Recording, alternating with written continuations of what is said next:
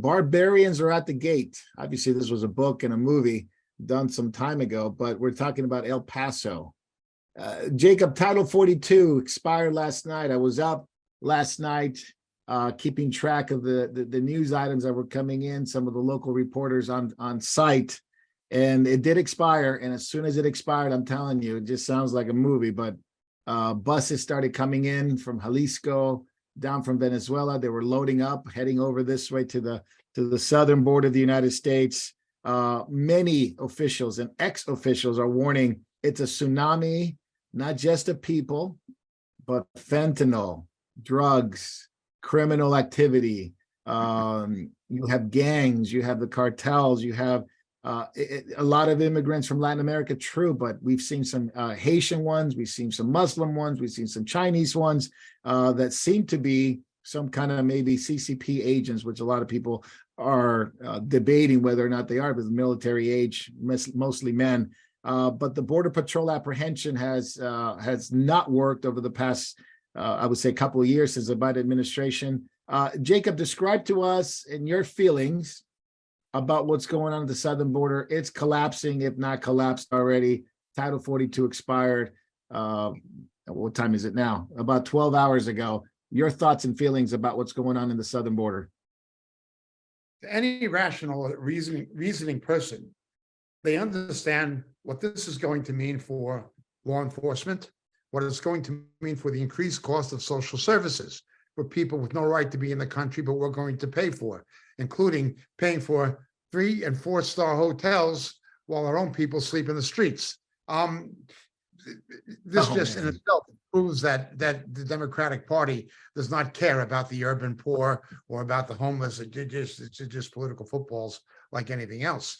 What it's going to mean for human trafficking, what it's going to mean for child trafficking, what it's going to mean for, obviously, the further deaths of fentanyl, already the #1 killer of people in the 18 to 44, maybe even 16 to 44-year-old age bracket. This is insane, but not enough are dying, so our government wants more to die, particularly the present Obama administration. That's all obvious. But now I'd like to look at it from a broader perspective, or more inclusive perspective. We've warned for years about conspiracy theorists, and they're in the secular world and always have been, but you get people in the church who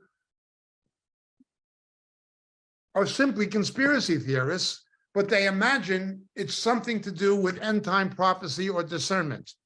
We've warned about this from the book of Isaiah chapter 8. You're not to call it a conspiracy. All this people calls a conspiracy. We've warned about this. And Isaiah says these things will increase before the Lord comes. We warned about this. I'm absolutely opposed to conspiracy theories. It's the boy who cried wolf. When something seriously happens, people will just think it's those kooky Christians saying things, again, that are nuts, and they won't listen when the boy cries wolf, even when the wolf really comes. However, I've got to the point where I'm convinced of something. When you have prosecutors funded by Soros, Democratic Party prosecutors in major cities, letting murderers out on the streets so they can murder more people, when you have a federal policy to open the border so fentanyl will kill more people, when you have a pro-crime government, pro-crime prosecution service and DAs, when you have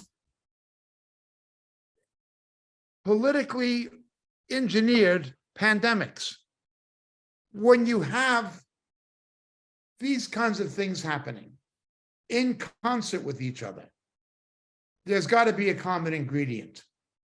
I have no doubt that the powers that be, the globalists, want to crash the system. They're trying to do it for at least 2 reasons. One is obviously power for themselves, not just vassals like Biden or Obama, but the real powers that be. We're talking about Soros, we're talking about the banking establishment, the banksters of Wall Street, and so forth. Okay, There's that. They want power. They want a neo-feudalism. They want to replace capitalism with a new feudalism. It's not really about socialism. They just push a pseudo-socialist agenda or socialist agenda to achieve their real aim, which is feudalism, power for themselves. Second reason is they know something bad has to happen. Going back to the time of the Roosevelt administration, the Keynesian monster was let out of the cage. Sooner or later, there must be a day of reckoning. You can't go on like this. There are too many unfunded liabilities. There are too many pension funds that cannot be funded. There's too much risk of investment capital. There's too much risk. The FDIC cannot protect investors. All they can do is print more money, but the money becomes worthless. The powers that be know that a monster was unleashed in the 1940s, and they've tried in 1930s and 40s, and they've tried to control it with Bretton Woods. They've tried to control it with trilateralism. They've tried to control it with globalism, but they can't control it anymore. They have to abolish democracy and create this feudalism, not only to protect their own interest, but so people will go with it. People will willingly surrender their freedom to prevent pandemonium. That is on back of the climate hoax joke. There's always been climate change. That is what is on back of the pandemic hoax. That is what is on back of digital currency. That is what is on back of border policy and immigration policy. That's what's on back of a lot of these things, particularly the pro-crime agenda of the government, both state, local, and federal. That is what's on back of it. Now, we know as Christians that this is Satan, that this is Satan paving the way for the Antichrist. He's going to create a breakdown of the system, economically, politically, and socially, that people in desperation will follow anybody who will get them out of it. That's We've right. had hints of this. You had hints of this in post-revolutionary France when the people turned to Napoleon.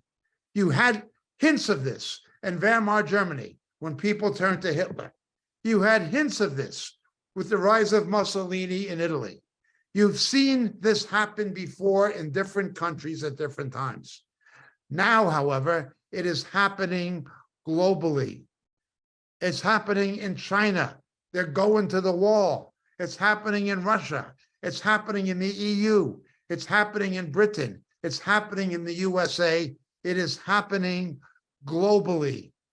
They are going to use the breakdown to create such pandemonium and even hysteria that if somebody comes up and says, I can save you, I can straighten this out, they're going to believe them.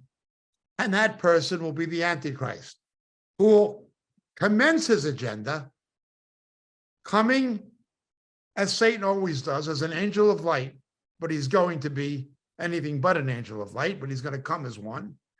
He's going to try to look like a lamb, but he's going to speak like a lion. And he is going to attempt to counterfeit, to mimic the millennial reign of Christ. Initially, that's how he's going to suck people in. These people are sucked in already. There's nothing to stop it, including most of the evangelical so-called, whatever that means, church. There are not enough believers to be salt and light anymore. There are not enough believers preaching the true gospel anymore. There are not enough believers proclaiming the truth in light of biblical prophecy anymore. It's just not happening. Satan is on a rampage. Why? Peter tells us he knows his time is short. So yes, I can speak politically and economically about the ramifications and the crime ramifications and the social ramifications of the border crisis. I can do that. And we know the Democratic Party is trying to saturate red states with illegal immigrants that they're going to allow to register to vote in the hope they'll be Democrats. They're going to do that. That is obviously their plan. But it is part of a much broader plan involving many other things. from the banking sector to crime to pandemics, public health. They will use anything to bring in this neo-feudalism. And this neo-feudalism will end with the feudal lord like history has never seen. It'll be the Antichrist and false prophet. It'll be political, it'll be economic, and it will be religious. And it is coming. I'm not a conspiracy theorist. I'm not an alarmist, but I am a biblical realist. That is what is happening. Very good, Jacob. Jay, you have some input on this. Yeah, actually, he covered what I was going to say. Texas, growing up in Texas, it is a staunch red state. But yes, the Democrat Party part of this is to turn it into a purple state, to a blue state. But not only this, during the time when Americans are dealing with out of control inflation, these people are coming to this country with no money, with no promise of jobs. AI is taking jobs away from Americans. Who's going to support these people? Answer: the government. The government's going to support these people, and that is going to cause even further inflation. Yeah. What's interesting, they do, being from Latin America myself, and our family migrating here a long time ago. And yes, I sympathize with people that do come wanting for a better life, because Latin America has been destroyed. It's been destroyed by the globalists. It's been destroyed by communism, been destroyed by their own people and corruption. So people are just trying to flee, and they're being used as pawns, but ultimately they're going to be destroyed themselves, because they're going to end up being slaves to a system in which they think they're going to be taken care of. But they've been used to that in other countries, and all they're looking for is a handout. Plus, that's just one portion of it. What about the terrorist that comes? What about the CCP agents that come? What about the other drug cartels and gang members that come into disguised many times as normal Latin Americans, sometimes drug trafficking, sometimes sex trafficking, children trafficking. So it is a recipe for disaster.